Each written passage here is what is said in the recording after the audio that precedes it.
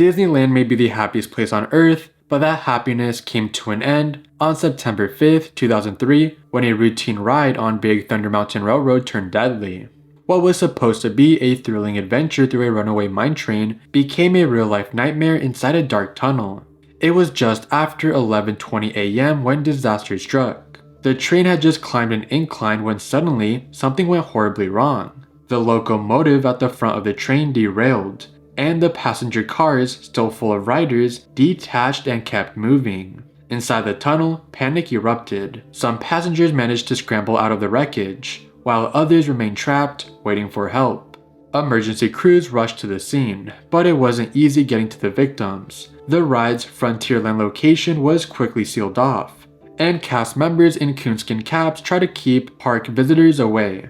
But the damage was already done. 22-year-old Marcelo Torres was sitting in the front passenger car, the worst possible place to be when the train derailed. He suffered fatal injuries and was pronounced dead at the scene. 10 others, ranging in age from 9 to 47, were also injured. Some had minor cuts and bruises, while others suffered broken ribs and serious chest injuries. Among them was Vincent Gutierrez, who was listed in serious condition with facial cuts and chest trauma.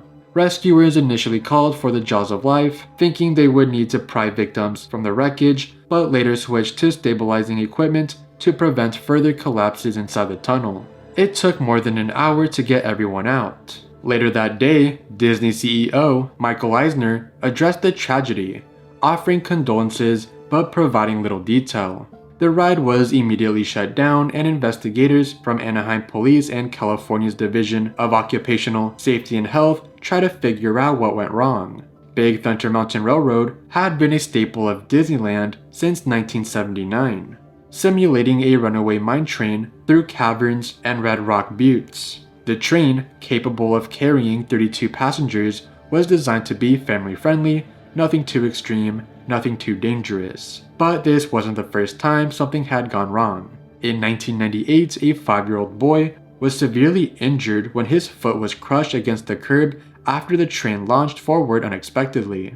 That same year, Disneyland saw its last fatality before this one, when a metal cleat broke loose from the Columbia sailing ship, killing a guest. So, what actually caused this deadly derailment? Officials found that a mechanical failure had caused a wheel assembly to come loose, which ultimately led to the locomotive separating from the rest of the train. When it jumped the track, the force of the movement caused the first passenger car to slam into it, right where Marcelo Torres was sitting. The impact proved fatal. Investigators spent months looking into the incident, and Disneyland faced intense scrutiny over the maintenance practices. In the end, Big Thunder Mountain Railroad remained closed for over a year, while extensive safety modifications were made. Since reopening, the ride has operated without major incidents, but for those who were there that day, the memory of what happened in the dark tunnel will never fall into obscurity. Disneyland may be the happiest place on earth, but for one family, it became the place where they lost the sun. A while back, I did make a 1 hour 20-minute video talking about every death at Disneyland, and if you guys have time to binge, why not watch that video? On September 15th, 1981, West Edmonton Mall in Alberta, Canada officially opened its doors to the public. It stands as one of the largest malls of all time. The mall also boasts the world's largest parking lot, the world's largest indoor lake, and at one point, it was the world's largest indoor roller coaster, which was the Mindbender. Located in Galaxyland, the mall's massive indoor amusement park, the Mindbender, quickly became a star attraction. Galaxyland itself is one of the largest indoor amusement parks around the world. It features a variety of rides for all ages, but in 1985, just months after its grand opening, the Mindbender would become known for something far more sinister. Not long after the roller coaster began operating, something seemed off. One evening, about 6 months in, a ride operator reported an unusual sound coming from the track. Maintenance was called and an empty train was sent through the circuit to recreate the noise. But as the train completed the loop, the sound had disappeared. Unable to identify any issue, maintenance gave the all-clear to resume operation. A few cycles later, the strange sound returned. this time coming specifically from the yellow train. Again, the ride was shut down, and maintenance was called. They ran another empty test cycle, and again, nothing seemed out of the ordinary. What they failed to account for was the difference in weight. A fully loaded train behaved much differently than an empty one. Once again, maintenance found no cause for concern, and the ride reopened. Then, the worst case scenario happened. A fully loaded yellow train was sent out, but partway through the ride, disaster struck. The wheel assembly on the last car detached from the main axle, leaving the car with no wheels. The momentum of the train dragged the car along the track, causing it to fishtail violently. As it thrashed, it struck the track with enough force to rip out critical pieces of the train's undercarriage, including the locking mechanism for the lap bars. With nothing holding them in, all 4 riders in the last car were thrown from the train, plummeting 25 feet onto the concrete floor below. The train, now out of control, continued along the track but lost too much speed to complete the upcoming vertical loop. Instead, it rolled backward and crashed into a thick support pillar, finally coming to a violent stop. Almost every rider in the yellow train suffered some form of spinal or neck injury. Of the 4 ejected passengers, only 1 survived, rushed to the hospital with life-threatening injuries. An investigation quickly revealed that the tragedy could have been prevented. The wheel assembly had not been properly secured, and maintenance had failed to detect the issue during routine inspections. At the time, these inspections were done visually, and because of the wheel placement, it was difficult, if not impossible, to spot certain defects without removing the train from the track. In the aftermath, the Mindbender underwent major safety overhauls. The 4th cart was removed from all trains, and additional wheel axles were installed as a failsafe, ensuring that if one axle failed, the car would not be left without wheels. These changes also allowed ride operators to run special events where the 3rd car was positioned backward for an extra thrill.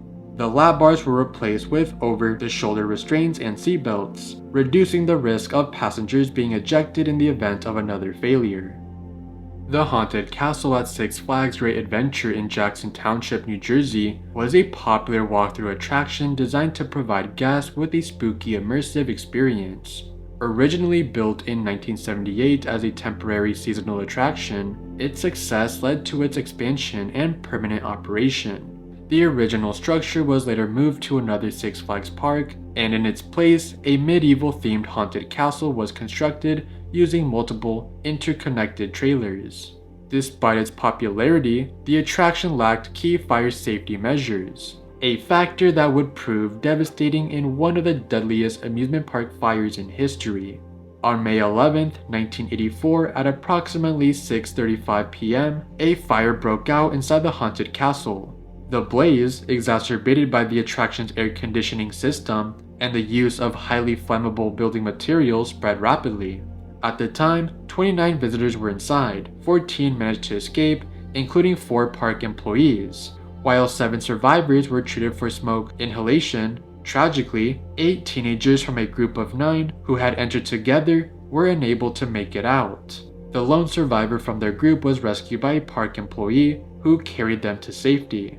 The cause of the fire was due to a 14-year-old boy using a lighter as a source of light due to how dark the attraction was.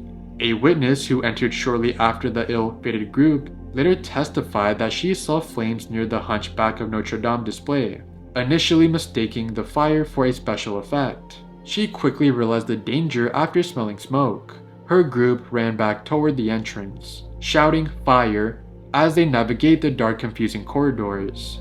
However, the fire spread too quickly for many inside to escape.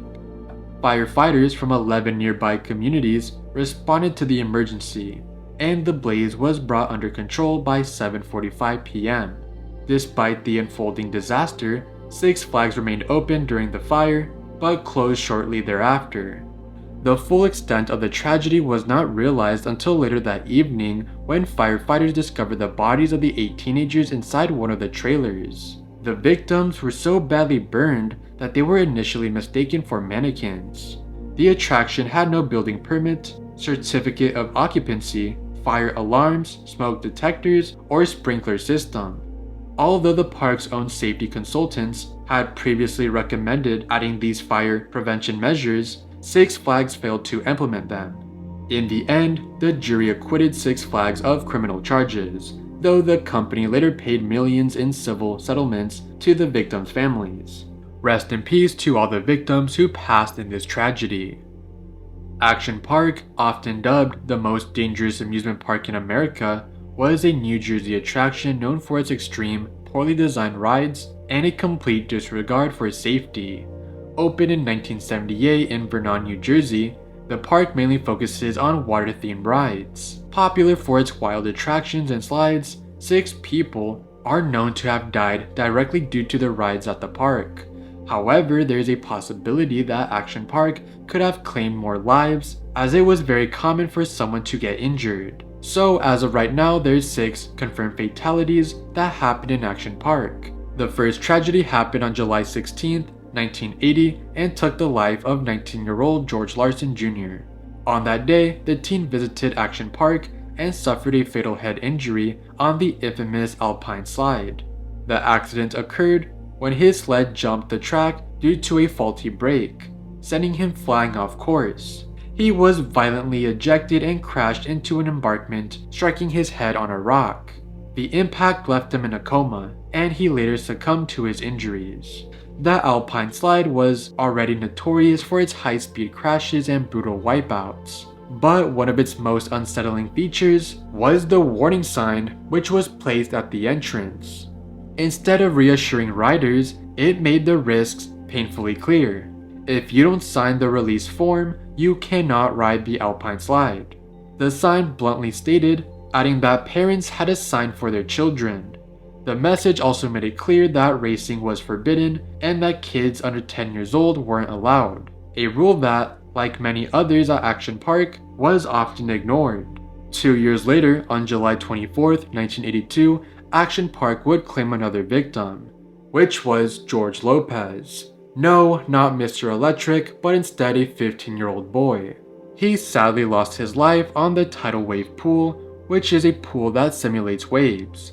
As someone who's been in a wave pool, I could confirm that sometimes it is a bit sketchy. Since George was only a kid, there really isn't much on his case, as those cases are typically private, but he most likely drowned due to a wave hitting his face, or maybe he wasn't an experienced swimmer. There isn't much more to talk about, and it is a weird coincidence that the 2 first victims of Action Park were named George.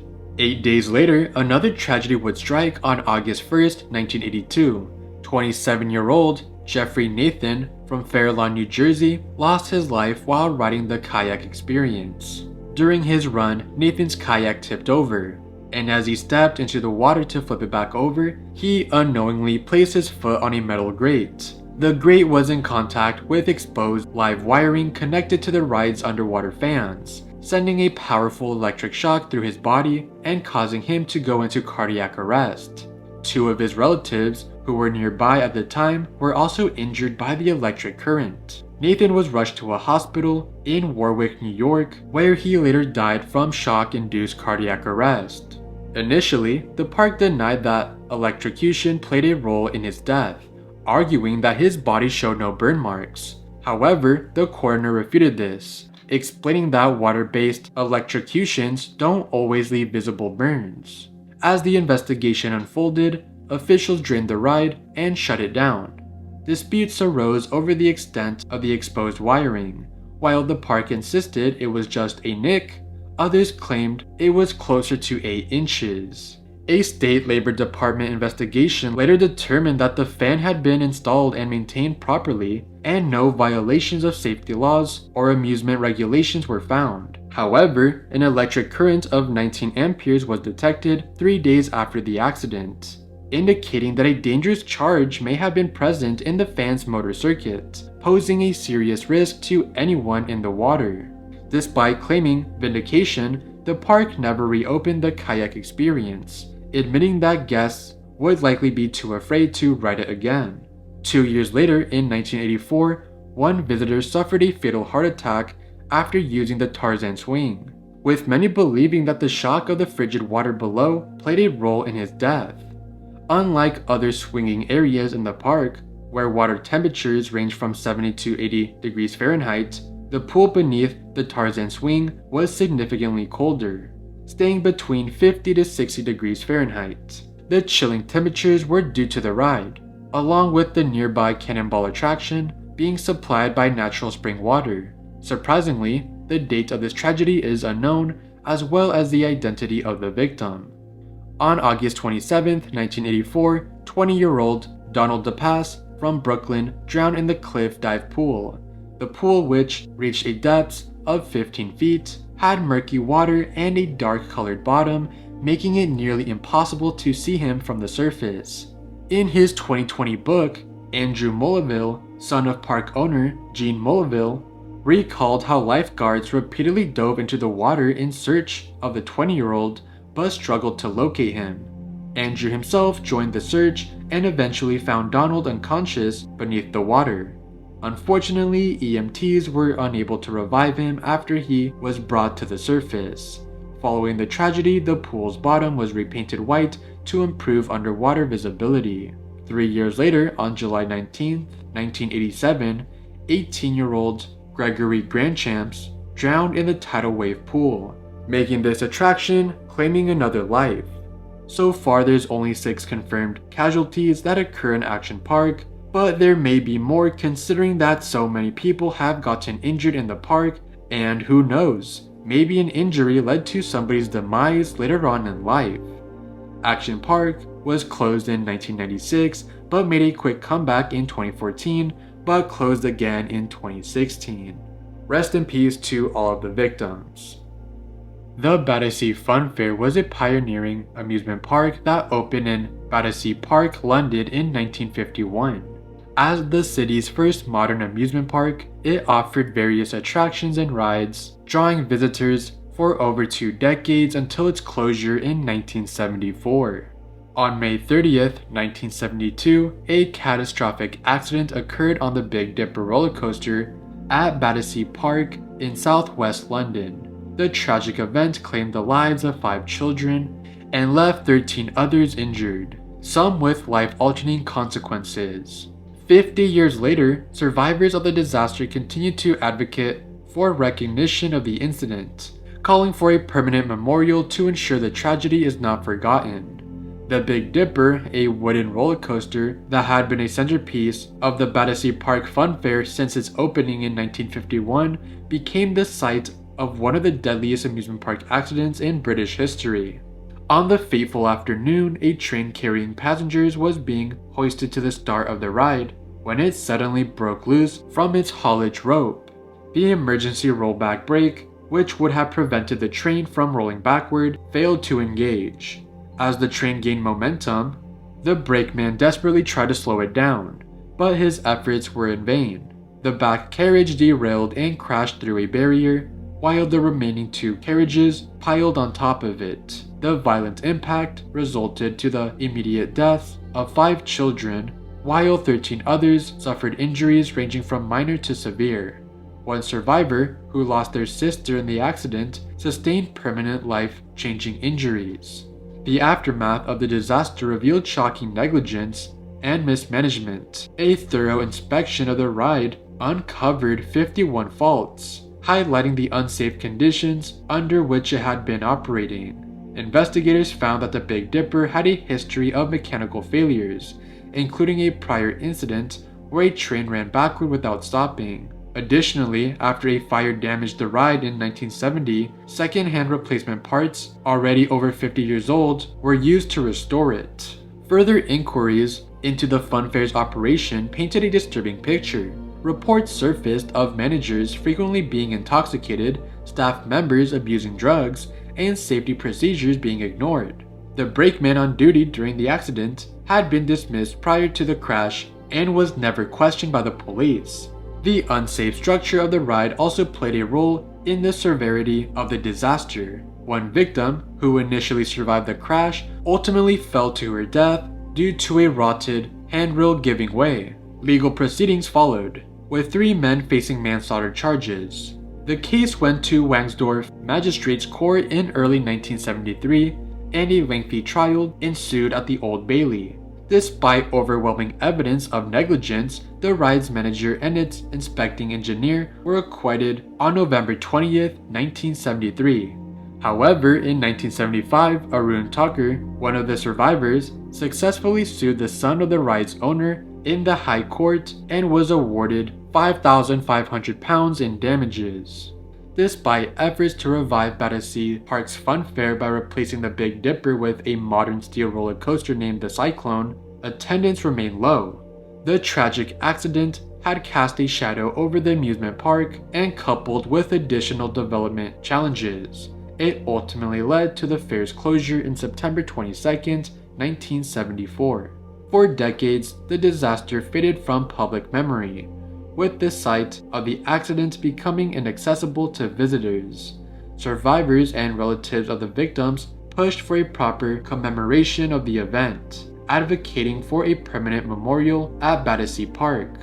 Their efforts finally came true on May 30th, 2022, the 50th anniversary of the tragedy, when a cherry tree was planted at the site. The mayor of Wansdorf presided over the ceremony, unveiling a plaque honoring the 5 children who lost their lives. I don't know why it took 50 years for them to add a memorial, but better late than never, and also rest in peace to the victims.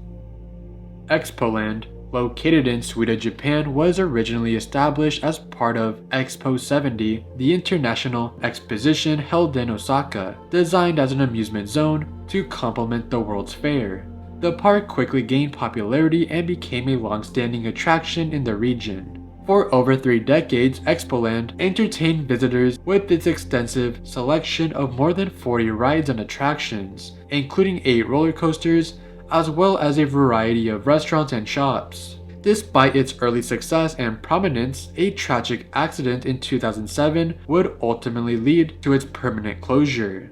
On May 5, 2007, Expoland's Togo stand-up roller coaster Fujin Raijin 2 derailed in a catastrophic accident. The derailment resulted in the death of 19-year-old university student Yoshino and left 19 other guests injured. Initial reports estimated the number of injuries to be as high as 40, with 31 individuals requiring hospital treatment. As authorities investigated the cause of the accident, they discovered that a broken axle had led to the derailment. Shockingly, none of the coaster's axles had been replaced in 15 years, revealing a severe lapse in maintenance. The accident had widespread repercussions throughout the amusement park industry in Japan. A subsequent inspection a month after the accident uncovered additional cracks on the axles of another coaster train, further highlighting the park's neglect. In an attempt to recover from the tragedy, Expoland temporarily closed but later reopened, hoping to regain visitor confidence. However, attendance sharply declined as public trust in the park eroded. The park's reputation was damaged, and on December 9, 2007, it shut down once more due to the lack of visitors. By February 9, 2009, the park's owners made the final decision to permanently close Expoland, marking the end of what was once a thriving amusement park. Although there was only one casualty for this ride, I decided to talk about this one last, considering there was over 30 people hospitalized. And to everybody that I talked about in this video, rest in peace. If you guys like this video, you will love this one right here, where I find the origins to disturbing YouTube videos. And if you're new here, consider subscribing.